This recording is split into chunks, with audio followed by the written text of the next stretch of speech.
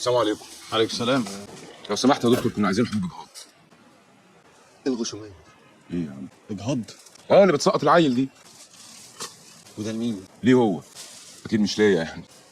لا مش ليا انا، مش انا اللي هاخدهم يعني، لمراتي والله العظيم يا دكتور، مش حاجه شمال على فكره. لو حاجه شمال حاجه يمين لمراتك صاحبتك اللي ماشي معاها، الحبوب دي ما بتطلعش غير بروشته مختومه، مش بالمزاج يعني. لا ما تقربش، هصوت والم عليك الناس. ما تخافش يا دكتور، انا بقرب عشان اقول لك مشكلتي في ودنك. لا ما تقوليش مش عايز اسمعك. روح ولا تقرب له ولا اقرب لك. طب اقول لك انت. يا عم انت كويس، في مالك يا عم؟ انت شارب حاجه؟ يلا يا عم توكل على الله، شاربين حاجه على النسا ولا ايه؟ خلاص هو في ايه يا جدعان؟ ايه الناس دي؟ خلاص يلا شوف يلا. هو انا بقول لك عايزين نبلط. خلاص يا شباب. بتعمل ايه انت؟ هتسيب العين. ولا هو في مش الحاجه دي بتتباع في الصيدليه عادي؟ مش فاهم انا نزلت جدول امتى دي؟ انت تخرس خالص بقى، اخرس ليه انا؟ داخل فارق صدرك قوي كاننا بنشتري معجون سنان. ايه الثقه دي؟ مش عرفنا يا محمد ليه انواع، وانت بصراحه فاري والدنيا كلها بتقفل في وشك. انا اللي فاقر يعني. بقول لكم ايه يا سيدي، ماشيين اهو. يا عم تعالوا رايحين فين؟ انتوا عايزين حبوب اجهاض صح؟ بص يا نجم، اتصل بالرقم ده هيديك كل اللي انت عايزه. اهم حاجه تقول له انك من طرف. ماشي، وانت اسمك ايه بقى؟